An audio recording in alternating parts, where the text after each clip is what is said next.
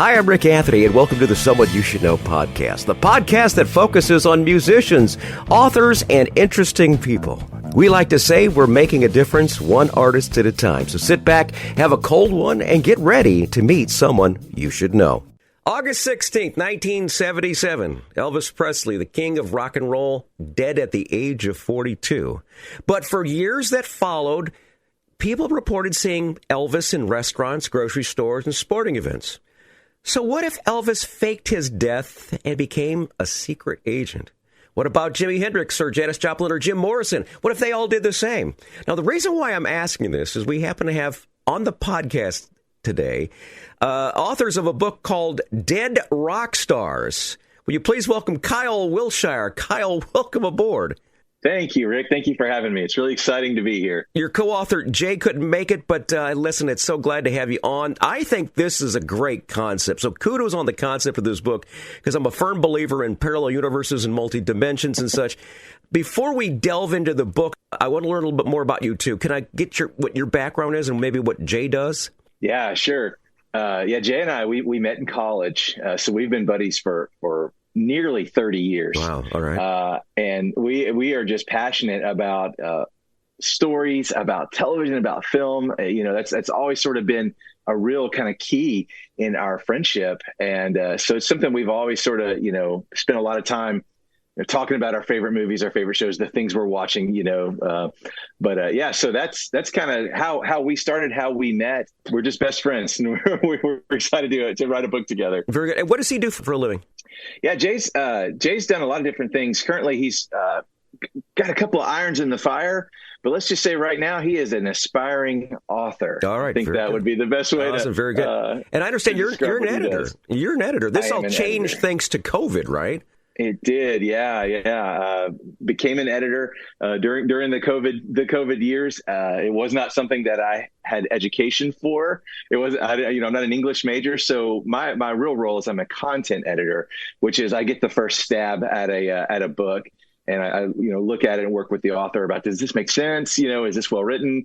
And what I always tell authors is that I take your work, which, I'll say it to you this way. I don't say it to them this way, but I take your work that's really good and I try to make it great is what I try to do. And then someone else will come in and do the periods and the commas and, all those fun things.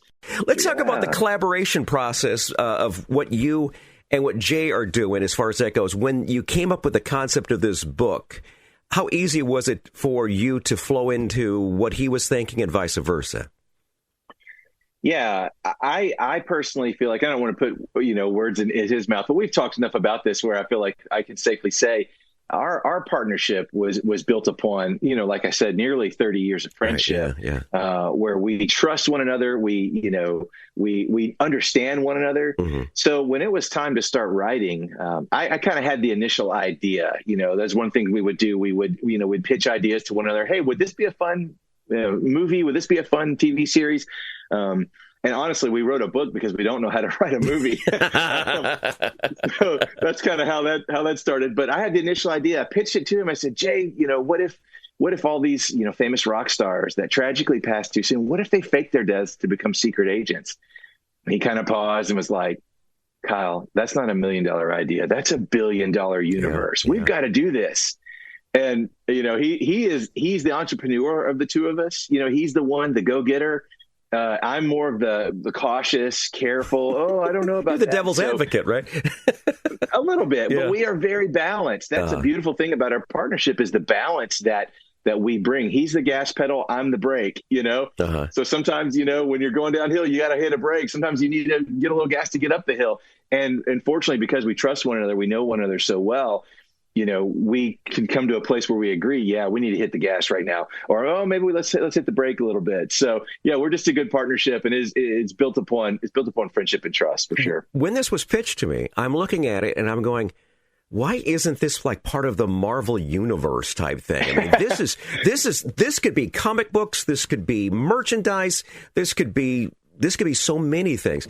And the premise of the book is fascinating to me because for years people have claimed that Elvis has been seen past his death. And if you remember that famous photo with him and President Nixon, now, according to historians, Elvis wanted a special badge from the Bureau of Narcotics and Dangerous Drugs to add to his collection of police badges.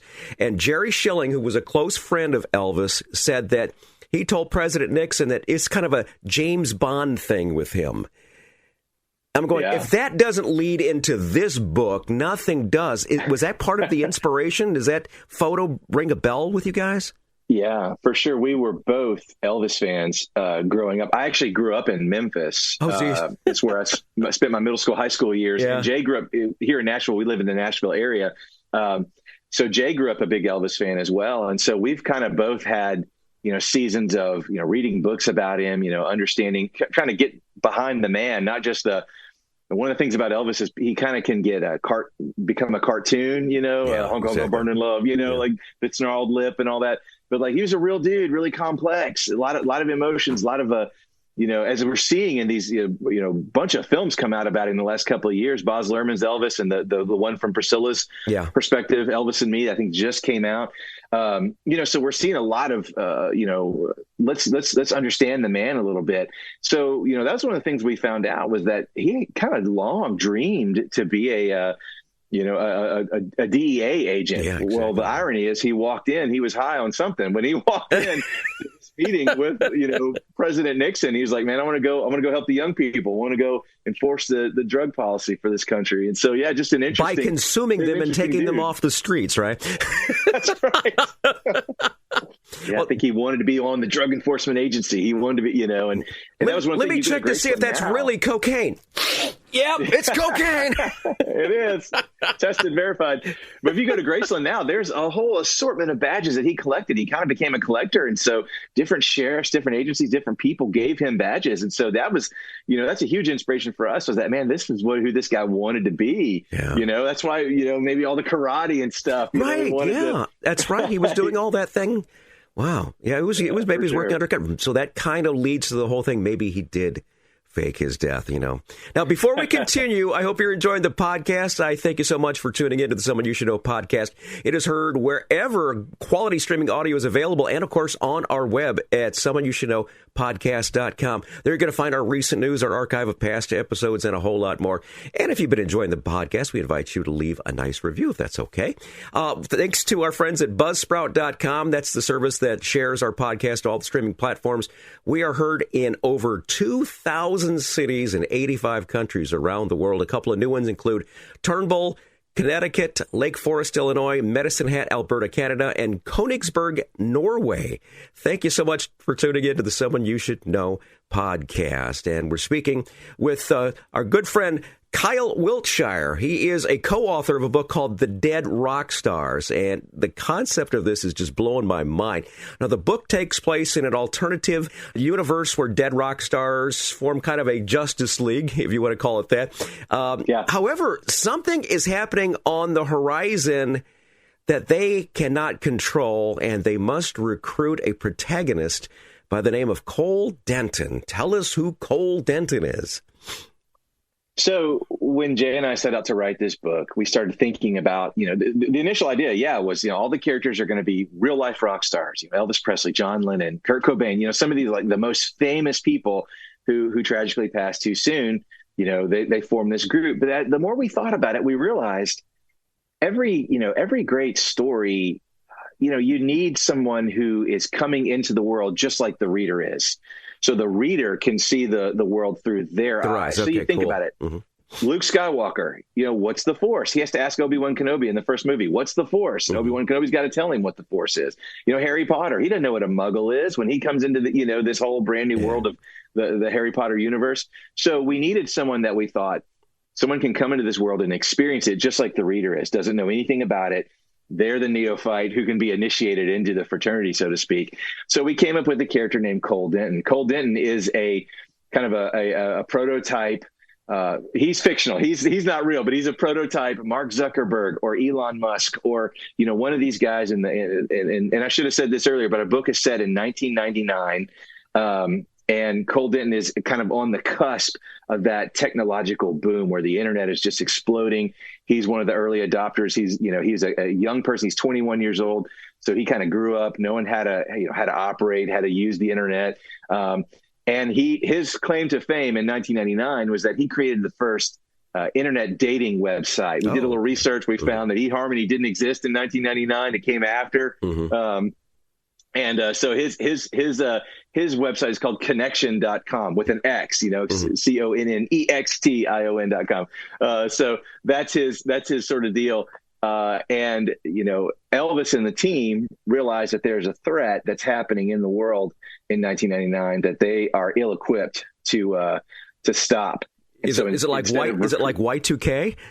Well, it could be. You have to read the book to find out. Oh, okay. You have to read the book to find out. I hope I didn't do a spoiler alert there.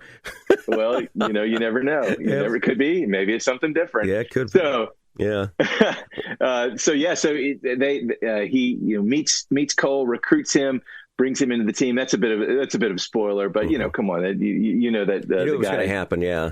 He's got to get in the team somehow. But to come in and help them fight a group that they discovered to be known as the Brotherhood is who they're the people they're going up against, and trying to figure out how to stop these guys and their destructive tendencies in the world. So Cole Denton's a computer genius, not a rock star. So the Brotherhood is probably kind of like the corporate programmers who say, your song's too old to play on the radio. We need some young stuff.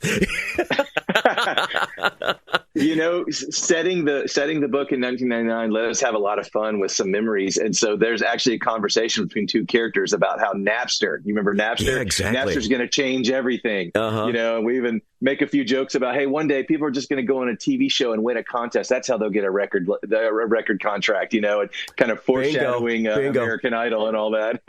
Yeah, that's a great, that's really cool. I like the idea. I don't understand why this won't become a movie. This has everything that it takes to be a movie and to be marketed to, the toy industry. And, this is going to be a Christmas gift a couple of years from now. The kids are going to want, I want the dead rock star action figure. Your lips to God's ear. That would be nice. And remember, you heard it here first, folks, 10% to the house. Okay. Oh, I can't do that. Where's the book available at? Everywhere books are sold is really cool. Our publisher is Morgan James, and we are in Barnes and Noble. We're in obviously Amazon. Anywhere that you find a book online, and we've even seen it pop up in a physical bookstore too, which is really cool to walk in and to pull your book off the shelf and go, "Hey, we wrote this." Let's go ahead and move that to the front.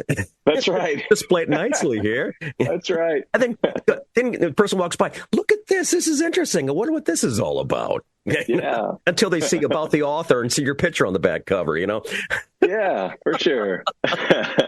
Here's a question. How do you think the music industry and fans would react if they found out that their legends that they had thought were dead for years are actually alive and secret agents? How do you think they would act? I think that's one of the fun things we get to talk about in the book is, dead is dead.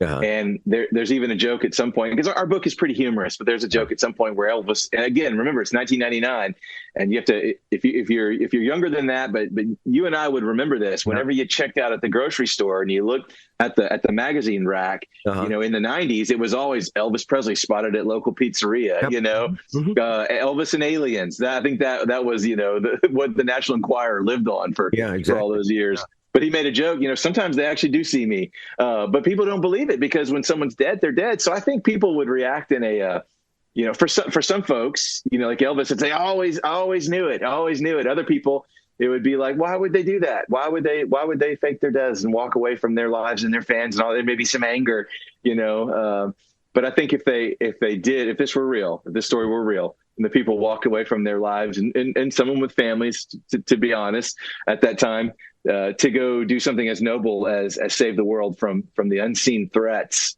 I think there may be some, they may get a pass for that. I think the concept is just brilliant. Absolutely brilliant. From the first time I looked at it, I'm looking forward to have these guys on the show because it's just something I think it's all right. call me gullible. I think it's plausible. I really do.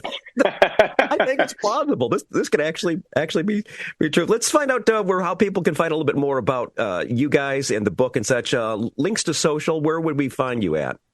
Yeah, we've got a website, deadrockstarsbook.com, where you can get some autographed first edition books if you're interested in that. We do have social media, Facebook, Instagram, and X, Twitter, whatever it's called now. The Dead Rock Stars book on Facebook, the DRS book on Instagram, and just DRS book on X. I'll have everything in the show notes. Everybody that'll be down in the show notes. That way, if you're in your car or whatever right now, just go ahead and click on the show notes when you get safe and go ahead and get yourself a couple hundred copies of that, okay? Yes, please do. Check us out. It's going to be a great book because, here's the thing, okay? You can get in now when the movie actually hits in a couple of years, okay? You can say, I've read the book long before that, and the movie's not as good as the book. and these guys, they wound up winning the Academy Award for Best Screenplay and such. We knew about that back in 2024, That's right. Be an early adopter. Exactly. Once again, a couple hundred copies, buy that. And don't forget, you heard it here on the Someone You Should Know podcast. Real good. I love it. Kyle, any last things that we should know about the book and you guys that we haven't talked about already? No, man, we're just grateful to be here with you. Thank you for being your energy and your passion for our story and our book. We really think it's a lot of fun. We do think that it is something that could become a universe because honestly, the possibilities are limitless. When you think about celebrities, famous people, maybe presidents who have passed away tragically. Right. What if there's something that's been going on for a lot longer than anyone realizes, and there's a lot more people than anyone knows involved in this thing. So it's open to a wide array of people who could be involved in this fictional universe. Yeah, exactly. Fictional universe. Kyle, man, thanks again for being on the show. This is great. Thank you for having me, Rick. I appreciate it. Saturday at noon Eastern Time on the DJ Hall of Fame. John Records, Land Record. I've been Rewound Radio. Hi, Rick Anthony here. I had a chance to interview some great folks on my Someone You Should Know podcast, heard around the world. One of the most interesting folks I've spoken with has been John Records Landecker. Well, here's some good news. John will be featured on the Rewound Radio DJ Hall of Fame the last 2 weekends of March. You will hear unscoped recordings of John from Michigan, Philadelphia, Toronto, Cleveland, and of course the Big 89, WLS, and other stations in Chicago. As part of the fun, we'll include some segments from my recent podcast with John just to give some additional context to the special. Don't miss it on Rewound Radio, where it's not how old it is, it's how good it is. Part 2 is coming up this Saturday at noon Eastern Time. Rewound Radio, DJ Hall of